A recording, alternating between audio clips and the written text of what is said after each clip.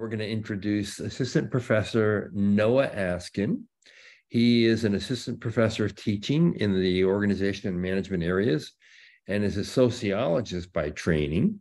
He's an expert in organizational dynamics, management, leadership, and culture, with an emphasis on the informal networks of communication and connection that drive organizational life. He's particularly interested in the causes and consequences of firm culture, especially as it relates to firms and individuals' ability to be creative. He's with us today to share with you a slice of the classroom experience. So he's going to cover the power of networking and give you a glimpse of the innovative topics the UC Irvine Executive MBA takes into account and explores. The floor is yours. Thanks, John. Thanks for having me. Nice to join part of this. Actually, we had the pleasure of having Ramaraji in my class this past year in the EMBA leadership program modules. And so it's good to be here. I will share my screen in just a moment, but I think it's interesting, this is meant to be a glimpse into the classroom. And in many ways, this is not at all the classroom. This is my office. Anybody watching is not going to get my sort of full song and dance routine. But we'll do our best to kind of provide a reasonable facsimile of what it's going to be like. And I think, let me, as I share my screen here, hopefully you can see that, no problem. Yes. All good? Great. And, this is the title of this is The Power of Networking. And you mentioned in kind of my introduction that I'm interested in these informal networks of connectivity. I think a lot of people think about an exec MBA, they're coming back for the network often, but also for the tangible skills. And so, I think you get both of those things, but what I want to underscore here, and sort of my belief based on training and experience and a decade as faculty member in various places, is that this ultimately matters more to your career success, especially people at the executive MBA level. I think not just the network that you get from coming to an EMBA program, but also your ability to effectively network within your organization, within your industry, and more generally. And so that's kind of the approach here. And this is just a small snippet, I guess, of what an in-class experience would look like, especially on this particular topic from me and my perspective. So with that preamble,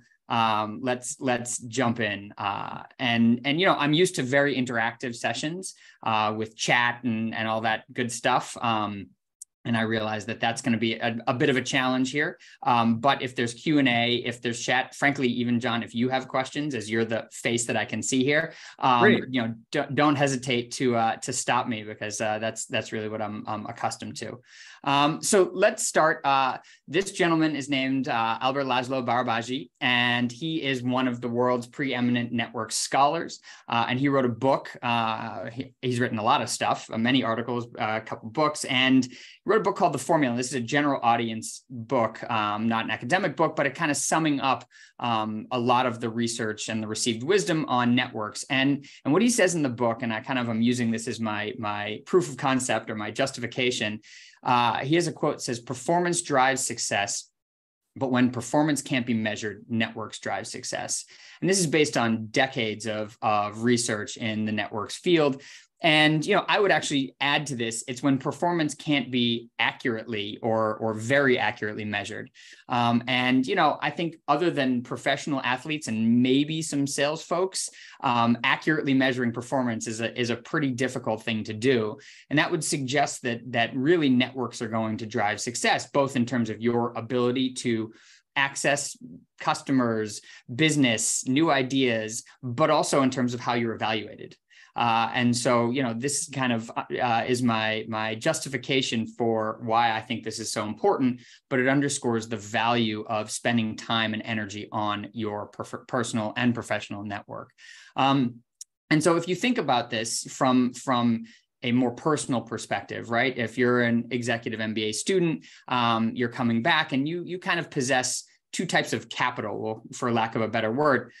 You've got your human capital, that's your knowledge and your skills. That's the kind of tangible ability to do things. And then you've got your social capital. And here I'll define that as your ability to get things and to get things done based on your network connections. And as I started to allude to in the beginning, over the course of your career, no matter where you are at this point, moving forward, your social capital is going to be what leads to success more than your human capital. Now, sometimes I say that and people go, wait, are you saying I should just, not focus at all on my knowledge and skills? And that's not what I'm saying. What I'm saying is that basically becomes table stakes. Your ability to accomplish the task at hand becomes really what checks the box of saying, okay, you can kind of do this work. And that matters, of course. But as you think about, okay, well, who knows that you're capable of doing these things? Who wants you on their team? Who thinks that you should, be given access to the different projects and clients that are going to make you more successful? That's your social capital. And in an ideal world, these things become a virtuous cycle, right? Your knowledge and skills get you in the door. Your social capital gets you noticed, gets you put on new teams, gets you given new projects, new clients. That gives you more stretch roles, and that feeds your human capital. And then when it comes time for evaluation or promotions, it's who knows you, who knows what you're capable of, who do you know in order to get things done. It's basically impossible to do any modern work completely by yourself. Everything is some form of collaboration. And so, your ability to get those things done is who you know and who you can tap into to help you accomplish those goals. And so, I would just want to further underscore how important it is to be spending time thinking about your social capital and how you actually go about developing it. And that kind of brings me to my next question is, where exactly does social capital come from? You might think it's just the sheer number of people that I know. And I would argue that that's not necessarily the case. That obviously helps. But just as a sort of example here, and this is a network that comes from research that a friend of mine has done. And let's just say, for argument's sake, that what you see here is a series of connections between managing directors in a global investment bank. And so these are senior leaders, and I've picked out two and I've given them names, Elizabeth and Robert. And I would ask, who is it that has more social capital here and why? And, if you think about this for a minute, well, let's say they have similar number of connections, right? So I said it's not just the sheer number of connections that drives social capital. Well, if that's the case, then what is leading to greater social capital? And I would argue, and again, decades worth of research and networks would suggest that it's actually Elizabeth in this particular instance who has more social capital. And she has a particular type of social capital called bridging social capital. Now, Robert also has a variety of social capital called bonding social capital. And what are the differences between these two? And we're mostly going to focus on Elizabeth here, because if we're thinking about social capital and networking, it helps to have a sense of, okay, well, what is it that I'm aiming for, right? And this is why we're digging into social capital here. And, if you look at these networks, Elizabeth's network is more heterogeneous. She has access to these different satellite offices or different clusters of other managing directors. It's likely, therefore, more diverse. At the very least, it's more diverse from an office perspective or from a geographic perspective, right? Her ability to reach different people, and Robert's network is a bit more homogenous, right? There's more people that are sort of clustered into each other. It's more cohesive, and they're similar, again, at least from the perspective of being in the same office, most likely based on this network map. And so what you have here are two different types of social capital. And I would argue that Elizabeth's is going to be more beneficial as far as thinking about, like, how do I want to develop my own network? And the question then becomes, okay, well, what do I get from these two types of networks? And let me first give you the names. Robert's network is defined more by closure. It's a cluster. Think of your core team. Think of your closest group of friends from high school, college, from wherever. Think about your family unit. If you have a particularly tight family unit, everybody knows each other. Everybody talks. Everybody's connected. There's this type of closure within that network. And on the other end of the spectrum, you have Elizabeth's network. And this is Elizabeth here is a broker. She connects two or more otherwise disconnected groups of individuals. Here it's in the office, but you can be a broker in basically any facet of life. And so what do you get from each? Well, from closure, right? Think again about this core unit. You get trust, right? You have a history with these people. That certainly matters to building trust, but you also have lots of other people kind of checking out what's going on. And so you get credible information. If somebody acts in bad faith in your core group, you usually find out about it pretty quickly, and that will drive a lot of good behavior. So closure generates trust. And it also is where you build a reputation, right? Because how else do you build a reputation other than people sharing their experience with you about you? And so, reputation does not build in a completely disconnected network because there's no one to share the information about you with. And so in these more tight-knit networks, this is where you develop a reputation. That can be a good thing, right? You need to build a reputation, ideally a positive one, but it also can become very sticky. And this is one of the things that happens in these more closed networks. So you've got the benefits of that from the closed network, and in a more broker network, in a broker position, what do you get? Well, you get access to novel information, right? You get access to more creative and innovative potential because that novel and different information that you're able to pull in, you find out things early, you find out new ideas. Maybe you're in touch with different customers or users in a business environment, and that gives you access to the combinatorial material that becomes creativity, that becomes innovation. And of course, if you're in a broker role, you can have a lot of power. There's control there, right? You control the flow of information into and out of different parts of the network. And so that's obviously, for many people, a good position to be in. So, there's a lot more detail in each of these network structures. But what I'm trying to do is paint the picture of the ends of the spectrum of what your network structure can look like, because it helps, again, to know if I'm going to try to network with people and I want to be kind of proactive and thoughtful about building my social capital, how is it that I want to go about doing it? And so it also is then worth thinking about what are the watch out points here, right? If you're in a more closed network, obviously you end up in situations of groupthink, right? If everybody's similar, everybody's tight knit, everybody knows each other, you don't want to push back, right? You don't want to rock the boat too much very often in these more closed networks. And so you're careful not to put forth an idea that may be a little contrarian or may go against what you think everybody else believes. That's problematic, obviously, in an organizational space, although it happens all the time. And then you also have echo effects. And what are echo effects? Well, it's the same idea bouncing around these small networks because you share similar values, you share similar perspective, right? If you think about your closest knit group of people, they probably look a bit like you, maybe not physically, but certainly in terms of worldview, perspective, values, things like that. And there's a concept in sociology called homophily. And if you break that word down, homo, similar, same, phily, liking, loving, right? We like people who are like ourselves. It's easier to connect with them. We find it more comfortable. We have more things to talk about. There's not the discomfort of disagreement. And so what happens in these more closed groups is you have people that kind of view the world the same way that you do. And that feels nice. But it also means that you're just going to be sharing the same information over and over again. And so that's a watch out point for closure. Now, on the other end of the spectrum, in a more broker position, you want to watch out for the fact that oftentimes you're not viewed as legitimate. You're not part of a core group, and therefore people don't know what to make of you. There's that lack of trust that you can build in a more closed system that becomes harder to develop, right? You're not one of us. You're not one of them. I'm not sure what to make of you. You seem to be controlling the information here. So how do I go about handling you? And then, of course, if you're in a broker position, there's the concern about overload.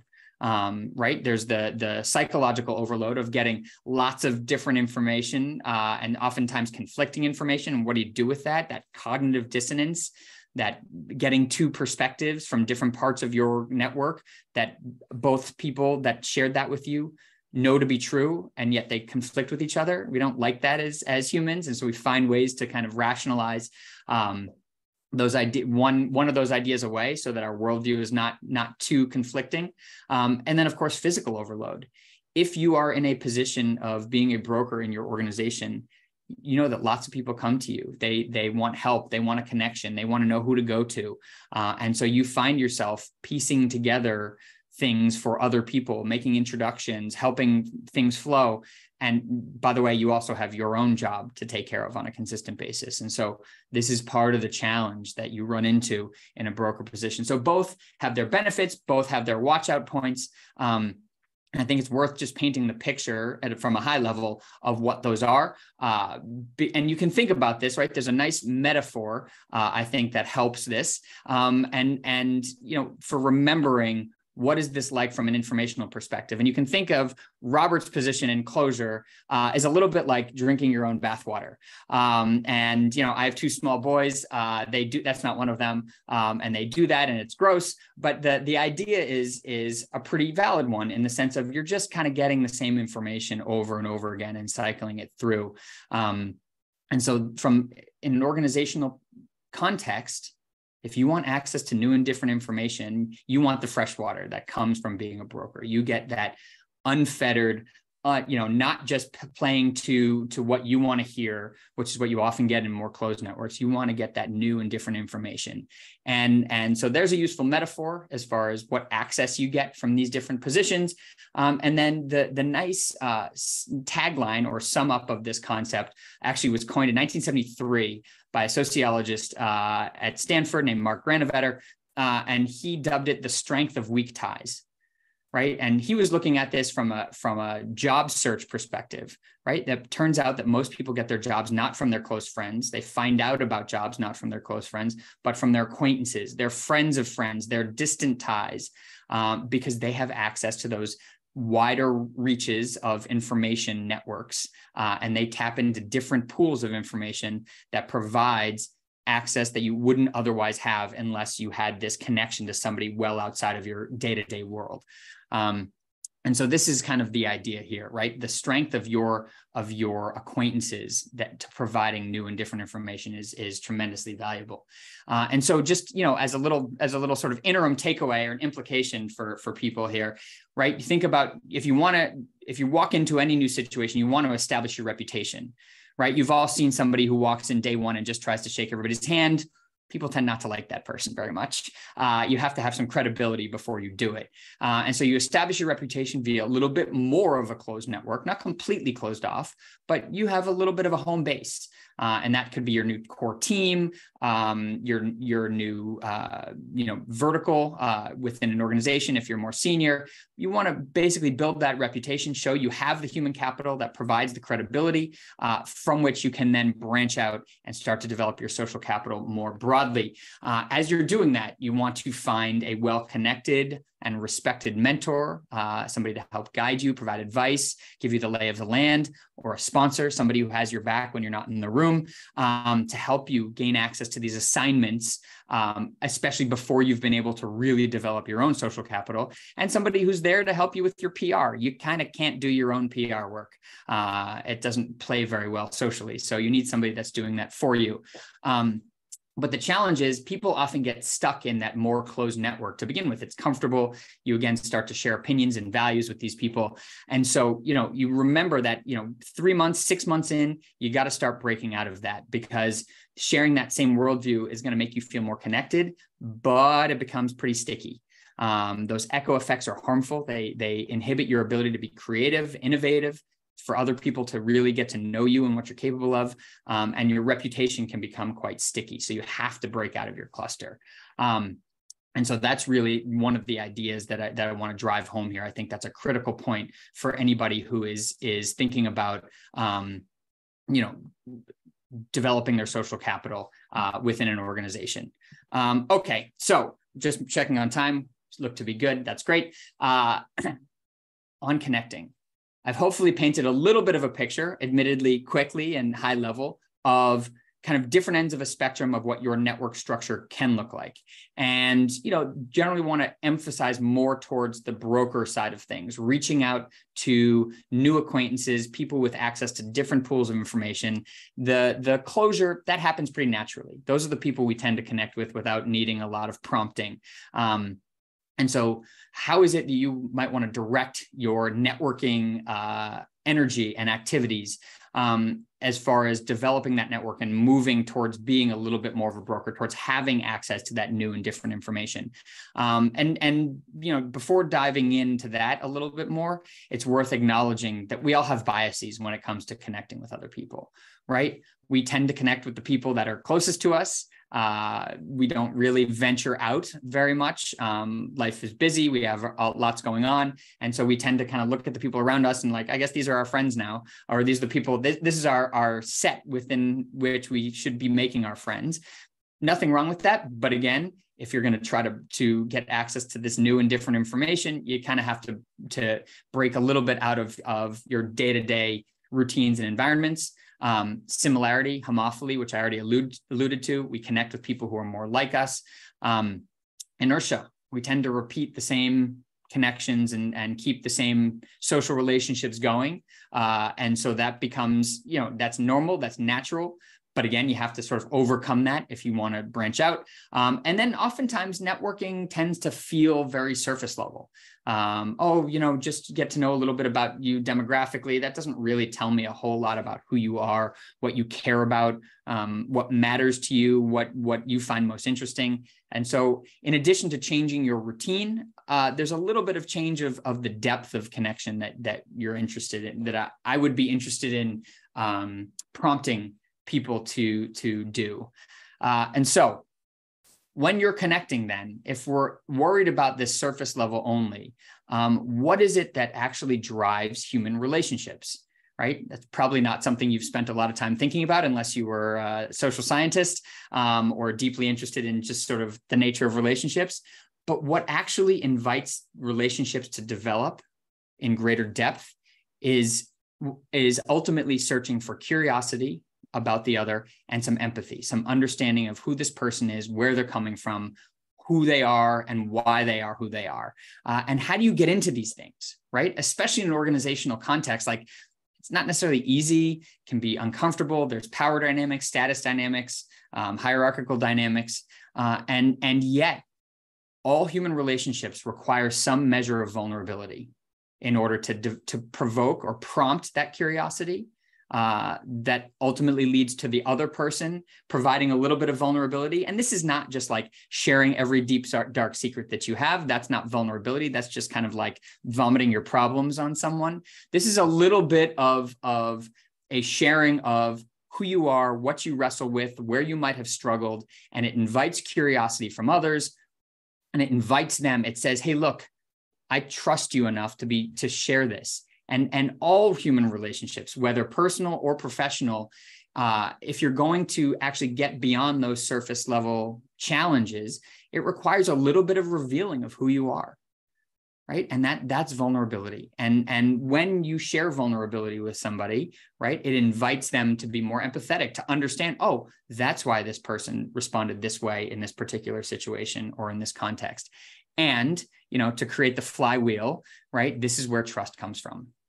And now, in an ideal world, relationships continue to grow and become and increase in depth as you get on this flywheel of greater curiosity. Where'd you come from? The other person's willingness to share a bit more about who they are, where they struggle, what they believe, what they take with them every day. That promotes empathy and leads to more trust. And what I find interesting about this, and I've spent the last 3 years interviewing super connectors as parts of large communities for some research that I'm doing. And I sort of came up with this as I've been talking to people about how do they connect, these super connectors? How do you do this? How do you keep track of all these people? And it's really because they when they genuinely understand someone, when they genuinely get to know somebody, that relationship becomes easy to maintain. It becomes easy to remember, and it just develops a depth that oftentimes we're missing in so many of our relationships. And what I found interesting as I was kind of devising this is, from my perspective, this connecting flywheel, if you will, looks a lot like the same capabilities that make for good leaders.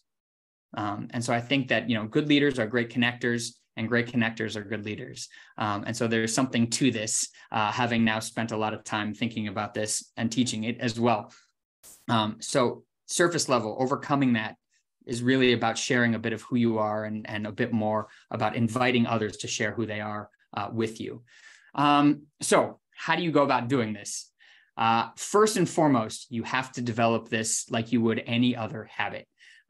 People just assume that, great networkers, and I don't even like the term networking because it has this kind of negative, dirty connotation to it. But for my purposes here, it works nicely for the idea that networking is 1% inspiration and 99% hard work. And there's a reason I put people running on the background of this slide, right? If you want to train for a half marathon or marathon or a shorter event, you don't just wake up and read a book and running a marathon and then go do it. You're not going to fare very well. It's going to hurt. And it's no different with building any skill, learning a new instrument, speaking a new language, developing, some new hobby. You have to get up and put in the work and do it regularly. And those first couple weeks, maybe months, sometimes if it's something particularly challenging, years are uncomfortable. They don't feel good. And I say you have to kind of get through the suck, get through that phase where you're just not good and it doesn't feel good and you don't want to do it. You kind of just have to force yourself as you would any habit. If anybody watching this has read Atomic Habits by James Clear, he really breaks this down nicely of small steps over time, put in your calendar so that you do them regularly, add up to big things in the medium and long term. And developing a habit of connecting with others is no different. Now, I'm not suggesting that you spend hours per day on this. That's probably overkill. You do have lots of other things you need to be doing, but maybe an hour a week, certainly hours per month should be going into this, developing this new skill. And people that are good at this already have done that and they continue to do it. And so if you're going to be reaching out to people new or reconnecting with people you haven't talked to in a while, building that habit in the way you would any other habit is critical. Over time, your forcing the behavior is going to be more effective than relying on your own willpower. You just have to push forth for a couple months and it's not good. It doesn't feel good. If you're not used to this and it's awkward for you, it's not going to feel good. But like anything worth doing, the struggle is going to ultimately pay off in the long run. And the behavioral change, if necessary to be forced, but if and when forced, is going to actually add up to real change in a way that just relying on willpower, oh, I'll do it, I'll remember, I'll just do it, and a little bit here and there. That's not how you change a habit. That behavioral change is more powerful than willpower. So sort of the big idea here is you have to develop the habit of this. Idea number 2, you want to think about this long-term, right? And so what does that mean? That means building ties before you need them. Part of the reason people feel so uncomfortable with networking is this instrumentality. Oh, I'm just coming to you and I want an introduction because I want something.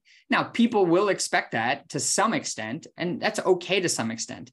But the idea is if you go and you're just the kind of person who makes connections easily, who's built the habit of reaching out and reconnecting with people on a consistent basis, then when you need something, you already have that person as a friend, as a connection, and you don't have to worry about that discomfort of instrumentality, of just going for that transactional purpose. And so how do you do this? Well, you give first. You have conversations and you listen to people. You provide a little bit of vulnerability that invites vulnerability back, and you understand, okay, well, what is this person interested in? What do they need? How can I provide value to them? You'd be amazed at how much people are willing to share if you give them the opportunity and the space to do so. And I alluded to the fact that I've been talking to these super connectors over the past 3 years, and a number of them made this comment verbatim: to get connected, make connections, right? One of the most valuable things that you possess, especially to somebody who you don't know that well, is your network. And so you hear, oh, John, you're really interested in this topic. I actually have a friend who's interested in that topic. Let me make an introduction for you. I'm going to check with him first. And then I'm going to, as long as they're open to it, happy to make that connection for you. And that's a way of providing value without having to say, okay, I really need to know everything about John before I make an introduction there.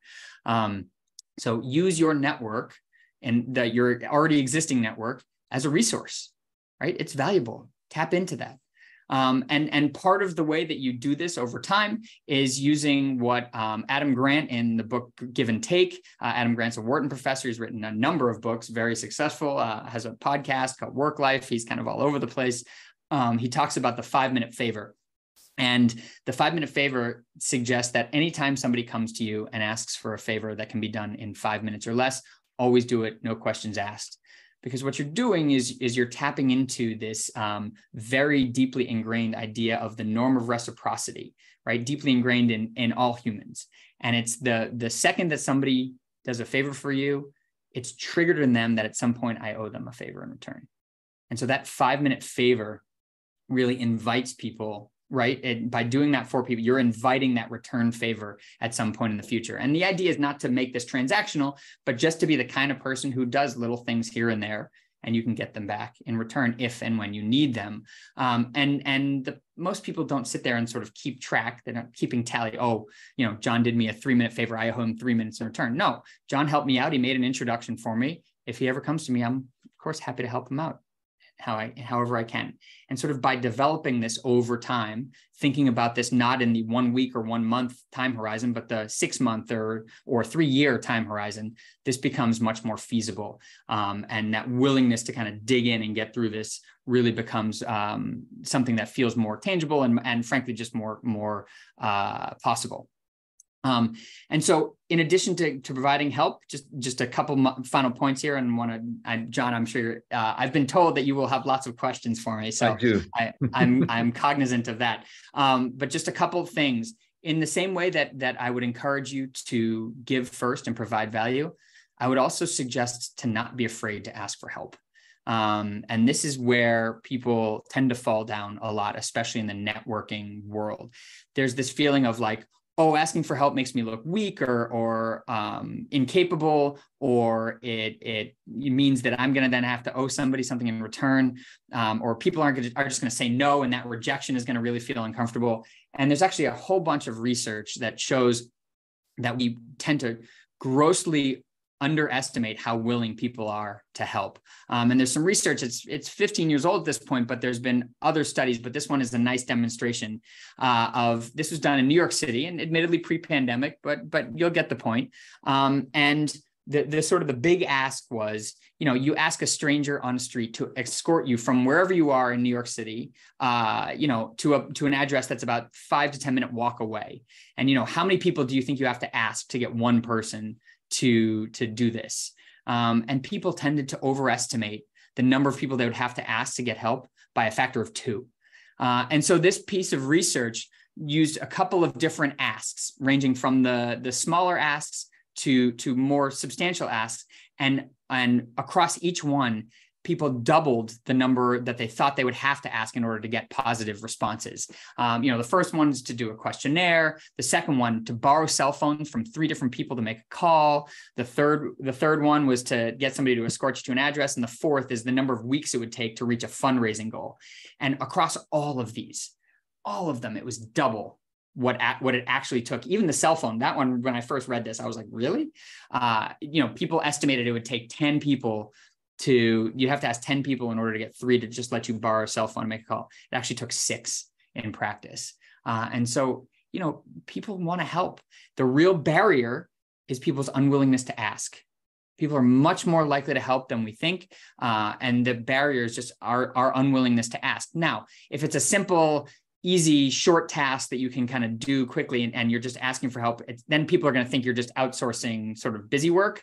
That's not what I'm talking about. But if you've given thought to the problem, if you have a real challenge or you face a real dilemma, asking for help in those situations, not only are you likely to get help, it actually makes you look smarter. There's a bunch of research showing that, advice seeking from others obviously has lots of benefits, like flattery, your perspective taking from the person you're asking, an increasing commitment in that relationship, and of course, flattery, right? If somebody comes to you and asks you for advice, that makes you, they look at me as somebody who would know, as an expert, as somebody who's worthy of providing that kind of information.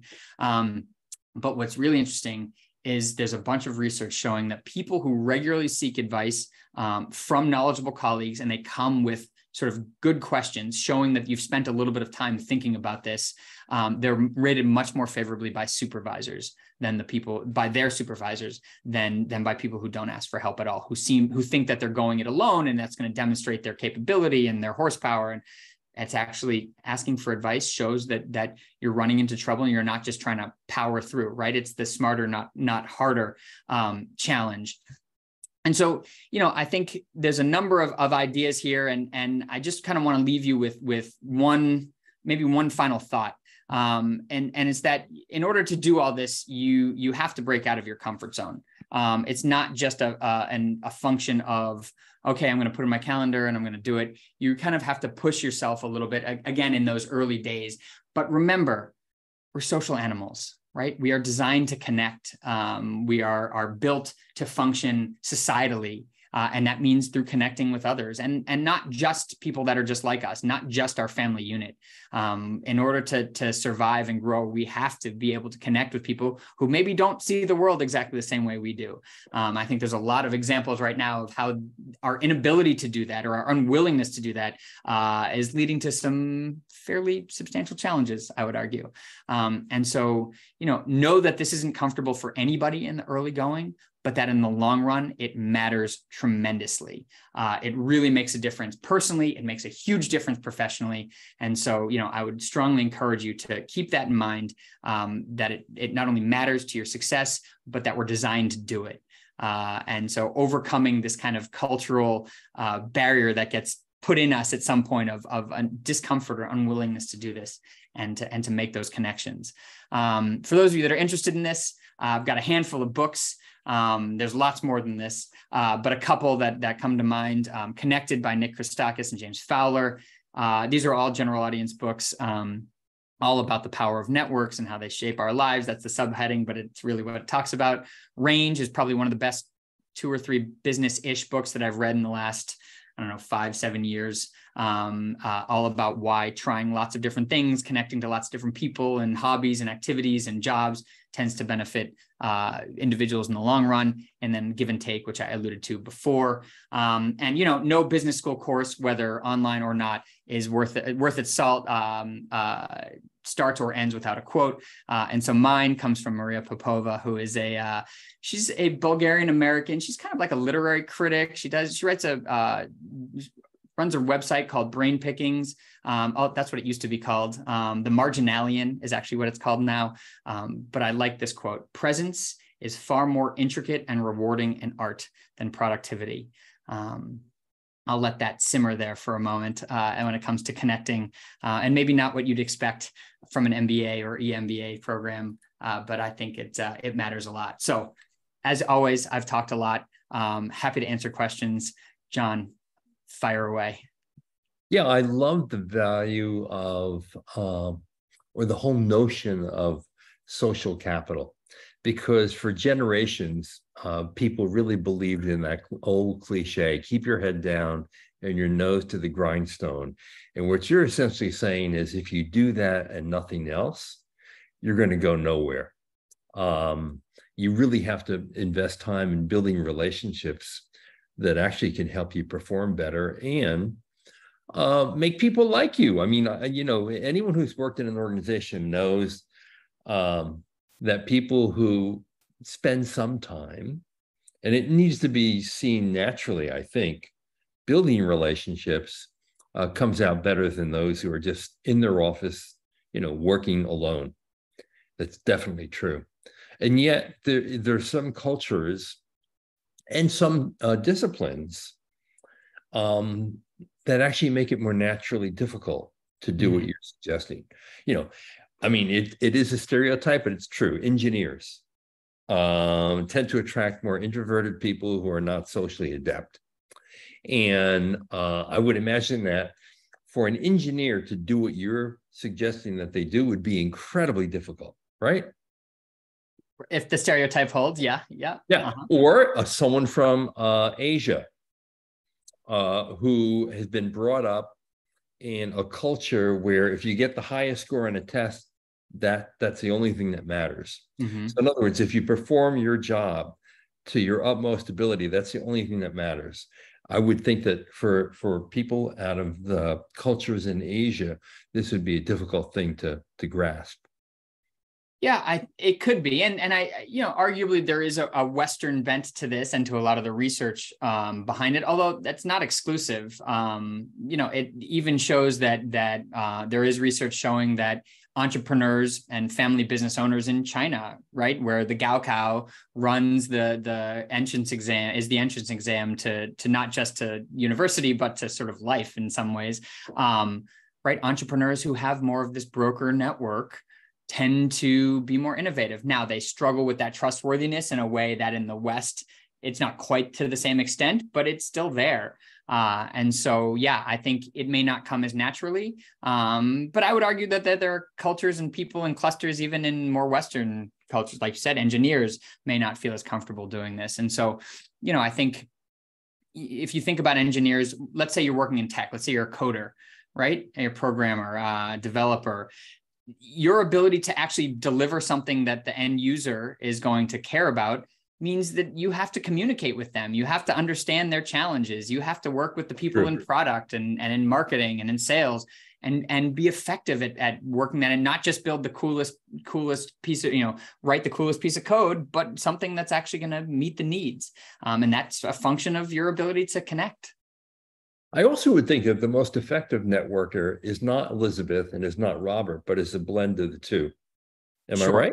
Sure. Yeah. And that was the sort of implication of start off in a new role, a new situation with this, like build that reputation in a slightly more closed, develop that trust, make sure people know what you're capable of, and then branch out. Right. And so, chances are Elizabeth got to that position not from just sort of dropping right in, but working her way and continuing to connect to these different people once she had the credibility to be able to do so. It's also interesting to listen to you and to think back on what I've done in my own career. As a journalist, I actively sought out relationships with a half dozen people who were absolutely brilliant, far smarter than I was. And I would regularly go and invite them to lunch. Mm-hmm. And I would talk about everything under the sun. Now, why? Because it was essential to idea generation and just getting out of the box and thinking very differently about the economy, the world of work, leadership, strategy, the things that I have written about all my life. Mm-hmm. And I'm thinking, my goodness, if I hadn't done that, I probably wouldn't been nearly as successful as I was in the magazine business for so many years. Just making those relationships happen and then bringing that knowledge, like Elizabeth did, back into the organization to inform the thinking, which was really essential. Yep. And that's what's, that's a critical point. It's your ability to translate, right? Just simply being in a position of connecting to lots of different people, that's helpful. But really, it's your ability to translate across these different groups, whether into your own environment, as you did in journalism, or whether it's from this group over here to that group over there, and you translate effectively, right? You speak the language, and it may be English in both instances, but the different jargon, the different needs, the challenges, the values. And so that translation ability is really critical, because that's where generative work actually happens. Yeah, and I really consciously tried to develop these relationships with people who are absolutely brilliant. I mean, people far in excess of my limited IQ. And it really mattered, honestly. It really did. It was really an incredible experience. So I really enjoyed your talk.